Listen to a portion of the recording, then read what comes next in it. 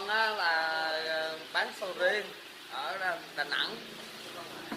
Con nói đi, bán sầu riêng chỗ nào? Con đang ở chỗ Sơn Trà, thành phố Đà Nẵng. Số 04 Lê Đức. Không bốn Lê Đức Thọ. Rồi con thấy chú Đỗ Mạnh Cường đi bộ xuyên Việt đi ngang qua quán con thấy vui không? Chú Đỗ Mạnh Cường đi bộ xuyên Việt đi ngang qua quán con rồi giới thiệu cho con bán sầu riêng. Con mến chúc mọi người đi.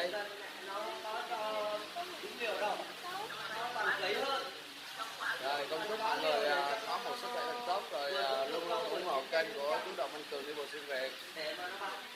Rồi ok con. Rồi con giơ hai bên ngón tay lên chào mọi người. Cảm ơn mọi người rất là nhiều. Ok. Cảm ơn con.